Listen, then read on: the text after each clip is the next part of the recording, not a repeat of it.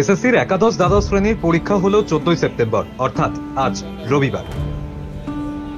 আবেদনকারীদের মধ্যে 13,517 জন ভিন রাজ্যের পরীক্ষার্থী। তারা মূলত উত্তরপ্রদেশ ও বিহার থেকে এসেছিলেন। এ নিয়ে ফের ডাবল ইঞ্জিন সরকার অর্থাৎ নাম না করে গেরুয়া শিবিরকে আক্রমণ করলেন শিক্ষামন্ত্রী ব্রাত্য বসু।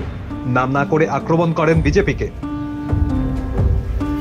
ডাবল ইঞ্জিন সরকার নিয়ে গাল ভরা যেসব মন্তব্য শোনা যায় তা আদতে কতটা ঠিক বা বাস্তব তা পরখ করে নিতে বলেন। 7 তারিখ নবম দশম শ্রেণীর শিক্ষক নিয়োগ পরীক্ষায় 31,362 জন বাইরের রাজ্য থেকে বাংলা এসেছিলেন পরীক্ষা দিতে। সেক্ষেত্রেও প্রায় সকলেই যোগী ও নীতিশ রাজ্য থেকে। তারপরও কিভাবে ডাবল ইঞ্জিন সরকার নিয়ে বড় বড় কথা বলেন নেতারা, প্রশ্ন তোলেন শিক্ষামন্ত্রী। এদিকে এসএসসির পরীক্ষা যাতে স্বচ্ছ ত্রুটিমুক্ত হয় এর জন্য একাধিক পরিবর্তন আনা হয়েছিল, যাতে পরীক্ষার্থীদের কাছেও সবটা পরিষ্কার থাকে। পরিবর্তনগুলি হলো, এই প্রথম ওয়েমার ভিত্তিক উত্তরপত্রের প্রতিলিপি আবেদনকারীকে দেওয়া হয়েছে। লিখিত পরীক্ষার পর অফিসিয়াল ওয়েবসাইটে মডেল উত্তরপত্র দিয়ে দেওয়া হবে। আপত্তি থাকলে তা জানতে চাইবে কমিশন। সময় দেওয়া হবে 5 দিন। যারা লিখিত পরীক্ষায় পাশ করবেন এবং ইন্টারভিউয়ের জন্য যোগ্য বিবেচিত হবে তাদের তথ্য ওয়েবসাইটে দিতে হবে। বহু প্রতীক্ষিত আমাদের স্কুল সার্ভিস কমিশনের পরীক্ষা আজকে শেষ হয়েছে। মাননীয় মুখ্যমন্ত্রী শ্রীমতী মমতা বন্দ্যোপাধ্যায় তার নিরন্তর উপদেশ এবং অভিভাবকত্বে রাজ্য প্রশাসন, জেলা প্রশাসন এবং স্কুল সার্ভিস কমিশনের ঐকান্তিক প্রচেষ্টায় এই সেকেন্ড এসএলএসটি পরীক্ষা সম্পূর্ণ স্বচ্ছ এবং বিঘ্নহীন, একেবারে নির্বিঘ্নে এই পরীক্ষা সম্পন্ন হয়েছে।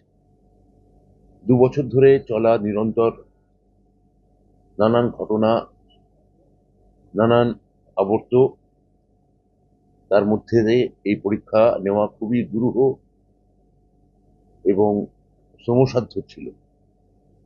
মাননীয় মুখ্যমন্ত্রীর নিরন্তর সহযোগিতার ফলে যেভাবে স্কুল সার্ভিস কমিশন পুরোটা স্বচ্ছতার সঙ্গে মেধাকে গুরুত্ব দিয়ে এই পরীক্ষা নিয়েছে, তাদের জন্য কোনো প্রশংসার ভাষাই যথেষ্ট নয়। এই পরীক্ষা সংক্রান্ত আজকের পরীক্ষা নিয়ে আমি কয়েকটা তথ্য আপনাদের জ্ঞাতার্থে আমি আপনাদের সামনে এখন পেশ করতে চাই। 1, গত রোববার অর্থাৎ 7ই সেপ্টেম্বর নবম এবং দশম ক্লাস 9 আর 10 এর শিক্ষক নিয়োগের পরীক্ষা হয়েছিল। আপনারা জানেন তাতে আবেদন করেছিলেন 3,19,961 জন। পরীক্ষা দিয়েছিলেন তার মধ্যে 2,93,152 জন, অর্থাৎ 91.62%। 91.62%। গত রবিবারের যে পরীক্ষা হয়েছে তার মধ্যে 3,658 জন তারা বিশেষভাবে সক্ষম এবং তাদের মধ্যে 789 জন ছিলেন দৃষ্টি সংক্রান্ত, চোখের বিষয়ে তারা চ্যালেঞ্জড এবং তারা বিশেষভাবে সক্ষম পরীক্ষার্থী। এইবার এই প্রথম এই পরীক্ষায় আমরা এই শ্রেণীর যারা সক্ষম পরীক্ষার্থী আছেন তাদের সুবিধার জন্য বেশ কয়েকটা আমরা ব্যবস্থা আমরা নিয়েছিলাম। আজ একাদশ এবং দ্বাদশ শ্রেণীর যে পরীক্ষা নিয়োগ তার জন্য আজকে মোট পরীক্ষার্থীর সংখ্যা ছিল 2,46,543 জন। 2,46,543 জন। এই পরীক্ষার্থীদের মধ্যে 3,120 জন বিশেষভাবে সক্ষম এবং তাদের মধ্যে আবার 653 জন দৃষ্টি সংক্রান্তে বিষয়ে বিশেষভাবে সক্ষম। তাদের জন্য আমরা অনুরূপ ব্যবস্থা আমরা রেখেছিলাম। আজকের দিনে এখন অব্দি কতক্ষণ হলো পরীক্ষা শেষ হয়েছে? 1টায় আর 2টো হচ্ছে। হ্যাঁ, মানে আধ ঘন্টা 35 মিনিট হলো পরীক্ষা শেষ হয়েছে। তার মধ্যে এখনো পর্যন্ত পাওয়া তথ্যের ভিত্তিতে পরীক্ষার্থী হুবহু সংখ্যা আমি বলতে পারবো না, কিন্তু আমি আপনাকে শতাংশ বলতে পারি আপনাদের, সেটা হচ্ছে 93% জন পরীক্ষা দিয়েছে। সংখ্যাটা যদি পান শুভ্রবাবু আমাকে একটু জানাবেন। 2 পরীক্ষা মিলিয়ে তার মানে মোট 5,66,000 জন আবেদনকারী, তারা 7ই সেপ্টেম্বর এবং 14ই সেপ্টেম্বর মানে আজকে পরীক্ষা দিলেন। গত 7 তারিখে বাইরের রাজ্য থেকে এসছেন, এই তথ্যটা আপনাদের জন্য খুব দরকারি। সে হচ্ছে 31,362 জন ভিন রাজ্য থেকে এসছেন, আমাদের পশ্চিমবঙ্গ রাজ্যের অধিবাসী নন তারা। আর আজকের পরীক্ষায় 13,517 জন 13,517 জন বাইরের রাজ্য থেকে এসেছেন। এদের মধ্যে একটা খুব বড় অংশ এসছেন উত্তরপ্রদেশ এবং বিহার থেকে। অর্থাৎ এটা উল্লেখ না করে পারা যাচ্ছে না যে তথাকথিত বহু ঢক্কা নিনাদে শোনা, বহু আড়ম্বর প্রসূত শব্দ ডবল ইঞ্জিন, সেই ডবল ইঞ্জিন সরকারের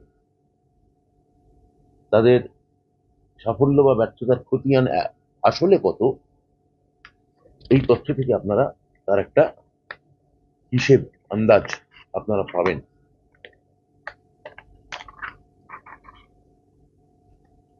এছাড়া আমি স্কুল সার্ভিস কমিশনকে আলাদা করে ধন্যবাদ জানাতে চাই, কারণ আমরা দপ্তর থেকে আমরা নির্দেশিকা দিয়েছিলাম পরীক্ষা যাতে স্বচ্ছ হয়, নিরপেক্ষ হয় এবং ত্রুটিমুক্ত হয়। তার জন্য নিয়োগ বিধিতে বেশ কয়েকটা পরিবর্তন আনা হয়েছিল। সেটা আপনারা অনেকে হয়তো জানেন। আমি পরিবর্তনগুলো আরেকবার আপনাদের বা যারা দেখছেন, যা অগণিত পরীক্ষার্থী যারা আছেন বা আরো যারা অভিভাবক আছেন, শিক্ষক আছেন বা এমনি দর্শকও আছেন, তাদের সুবিধার্থে আমি সেটা একটা দুটো বলতে চাই। এক, এই প্রথম West Bengal central school service commission একটা ওএমআর ভিত্তিক লিখিত পরীক্ষা পরিচালনা করেছেন এবং ওএমআর ভিত্তিক উত্তরপত্রের যেটা প্রথম, সেটা প্রতিলিপি তারা আবেদনকারীকে দিয়েছেন, যেটা আবেদনকারীর কাছে সংরক্ষিত থাকছে। 2, এই লিখিত পরীক্ষার পর এই সেন্ট্রাল স্কুল সার্ভিস কমিশন তাদের অফিসিয়াল ওয়েবসাইটে এই পরীক্ষার যে প্রশ্ন করা হয়েছে তার মডেল উত্তরপত্র দিয়ে দেওয়া হবে। এই ছিল প্রশ্ন আর এই হচ্ছে তার সঠিক উত্তর, এবং আবেদনকারী যারা আছেন তাদের থেকে পরামর্শ কিংবা আপত্তি তারা আহ্বান করবেন ওয়েবসাইটে আপলোড করানোর জন্য। 3, এরপর সেন্ট্রাল স্কুল সার্ভিস কমিশন এই সময়সীমা পেরিয়ে যাওয়ার পর ওরা একটা নিশ্চয়ই টাইম দেবেন যে এই সময়ের মধ্যে আপনি আপনার আপত্তিকে 5 দিন সময় দেবেন।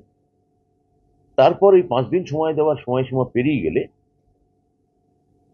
সেন্ট্রাল স্কুল সার্ভিস কমিশন আবার তাদের ওয়েবসাইটে পার্সোনালি টেস্ট বা ইন্টারভিউয়ের জন্য ডাকা সমস্ত প্রার্থীদের বিস্তারিত তথ্য এবং একটা প্রাথমিক তালিকা তারা প্রস্তুত করে প্রকাশ করবে।